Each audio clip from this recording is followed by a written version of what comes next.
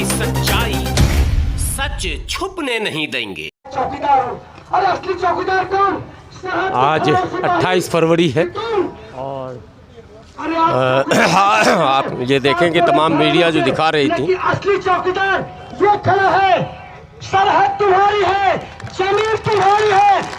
और मीडिया दिखा रही थी कि किसान जो है ट्रैक्टर रैली के बाद चले गए हैं, लेकिन मैं आपको दिखाता हूँ। पर अपनी शक्ति जो लोकतंत्र की होती है, जो हमें संख्या बल और दिल्ली में हमें धमक दिखाई, लेकिन आपने शुरू से ही हमें उलझाने की कोशिश की, भ्रामक स्थिति पैदा करने की कोशिश की। कभी आपने खालिस्तान कहा, खालिस्तानी कहा, तो कभी आपने माओवादी कहा, तो कभी आपने पाकिस्तानी प्रो कहा इन किसानों को, कभी आपने चाइनीज प्रो कहा। मैं कहता हूं, अगर इस देश का किसान अगर खालिस्तानी है तो सबसे पहले मैं खालिस्तानी हूं। अगर इस देश का किसान माओवादी है तो सबसे पहले मैं माओवादी हूं। अगर इस देश का किसान अगर पाकिस्तानी और चाइनीज प्रो है तो मैं हूं। आप किस किस को रोकोगे, कहां दबाओगे? हम पर कच्चे उड़ा देंगे। हमने 65 जीता, 71 जीता, हमने करगिल जीती, ये भी जीतेंगे। जीतने की हमारी आदत है। जब जब किसी ने तोड़ने का काम किया, जब किसी आतंकियों ने, आक्रमणकारियों ने, तानाशाहियों ने इस देश को तोड़ने का काम किया, न कभी तिरंगा झुका न झुकेगा। न हिंदुस्तान टूटा है, न टूटा है, न टूटेगा। और यही भारतीय लोकतंत्र की खूबसूरती है। तुम दबा लो, जितना दबाओगे उतनी ये लोकतंत्र की ज्वालामुखी आग बढ़ती जाएगी। इस सुनामी में तुम्हें पता नहीं चलेगा। अरे तुम कौन लोग हो? लोकतंत्र की परिभाषा है, इस भारतीय लोकतंत्र की परिभाषा यह है कि घास को इतनी आजादी है, घास को इतनी आजादी है कि वो चाहे जितने बढ़े, घास को इतनी आजादी है कि वो चाहे जितना बढ़े। और गधे को इतनी आजादी है कि चाहे वो लौट के खाए चाहे लेट के खाए।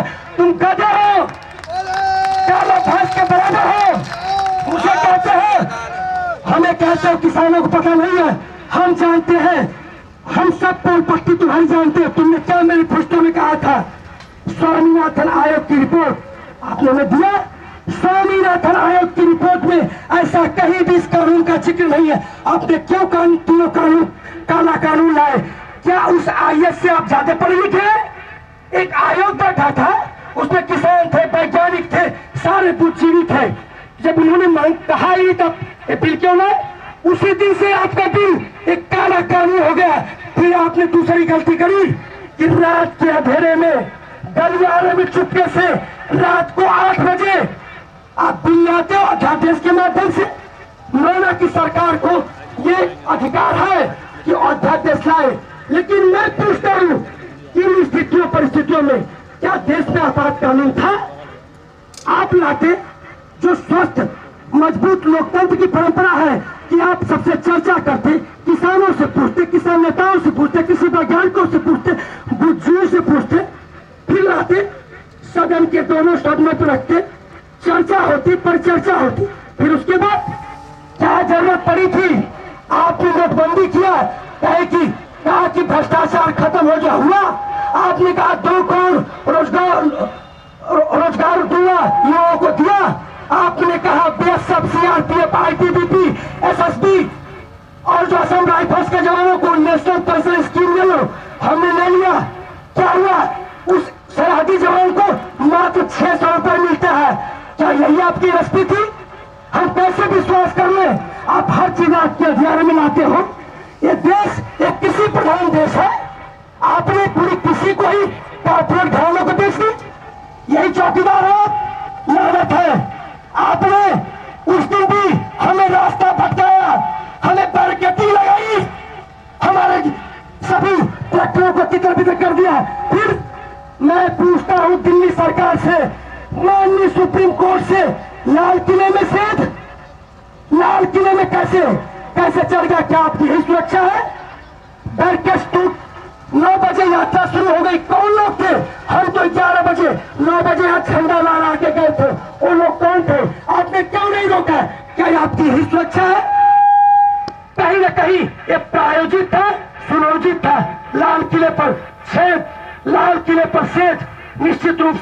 लेकिन ये असली किसान जो किसान का नहीं, वो किसी काम का नहीं। किसान एकता जिंदाबाद, राष्ट्र विरोधी मुर्दाबाद। जो हमारे विचार संबंध नहीं रखता है वो किसान हो ही नहीं सकता है। मैं कहता हूं कि जो व्यक्ति वहां पे मिला वो किसके साथ फोटो खिंचवाया था? जब उस पर चढ़ गया हमारे किसान रैली में तो कह रहे हमारा है वो, और जब आपके साथ फोटो खिंचवाना तब आपका नहीं है। माननीय गृह मंत्री के साथ फोटो, प्रधानमंत्री जी के साथ फोटो, सन्नी देओल के साथ फोटो, धर्मेंद्र के साथ फोटो, हेमा मालिनी के साथ फोटो, तब क्या है? हमें झंडे की बात आप करते हैं। राजस्थान हाई कोर्ट के अंदर आरएसएस से झंडा लटका दिया जाता है, तब देश खतरे में नहीं था। जब पुलिस वालों ने हमारे ट्रैक्टरों के ऊपर से तिरंगा निकाल कर फेंक दिया, तब देश का अपमान नहीं था। आप इवेंट कर रहे हो, आप कभी बताते हो नकली किसान, कभी कहते हो खालिस्तानी, कभी लाते हो झंडा मांगने का, कभी अर्नब गोस्वामी। मैं पूछता हूं, जब अर्नब गोस्वामी का मामला प्रधानमंत्री कार्यालय से चेक से लीक होता है तो उस पर एनआईए की जांच क्यों नहीं? अभी तक उसको क्लीन चिट क्यों? क्या यही आपका राष्ट्रवाद है? मैं पूछना चाहता हूं प्रधानमंत्री नरेंद्र मोदी जी से कि आप राष्ट्रवाद की बात करते हैं, आपके संसदीय क्षेत्र बनारस से अवधेश यादव की मूर्ति का अनावरण कब करेंगे? आपने पंडित दीनदयाल उपाध्याय का अनावरण कर दिया।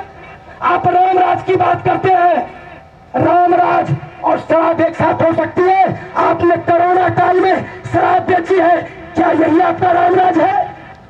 अब जनता जाग चुकी है, इस लहरों को कोई रोक नहीं सकता। मत दफनाओ मेरी लाश को, मत दफनाओ मेरी लाश को, मुझे उम्मीद है उनके आने की। हटा दो कफन मेरे चेहरे से, मुझे आदत है मुस्कुराने की। ड्यूटी में लगे हुए हैं -56 डिग्री में, उनके बाप यहाँ बैठे हुए हैं। अगर तुमने इसके साथ ही पूर्व सैनिक 25,000 पूर्व सैनिक, हमने हमारे संगठन के 25,000 पूर्व सैनिक सभी बॉर्डर के ऊपर, 5 बॉर्डर के ऊपर तैनात है। मैं शासन और प्रशासन से उनको उनकी भलाई के लिए बताना चाहता हूं कि किसी भी तरीके से आप ये मत सोच लेना कि ये बाबा रामदेव का कोई रैली चल रही है और रात को आए डंडा मार के भगा दिया। हम तुम्हारे को यही पकड़ के बैठा देंगे, यही पकड़ के बैठाएंगे। अगर तुमने इतनी बड़ी ट्रेनिंग नहीं ली हुई है जितनी हमने ली हुई है। जो ये पुलिस वाले हमारे भाई, अगर किसी को भी गलतफहमी है इस चीज की कि रात को लाइट काट देंगे और हमला करके बाबा रामदेव की तरह कच्चा घाघरा पहना के भगा देंगे, तुम ऐसी गलती मत करना। घाघरा तुम्हारे को पहना देंगे हम, घाघरे तुम्हारे लिए लेके आ रखे हैं, नेताओं को भी पहनाया जाएगा।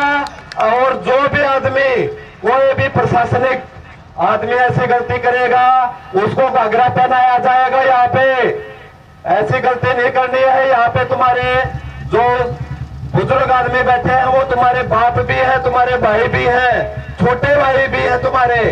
मैं ये लास्ट चेतावनी आपको दे रहा हूं, गलती मत करना, गलती से भी गलती मत कर देना इस चीज की, क्योंकि यहाँ पर सारे के सारे हक की लड़ाई लड़ने के लिए आ रखे हैं। और जो हक की लड़ाई लड़ने के लिए आता है वो भागता नहीं है, वो डट के मुकाबला करता है।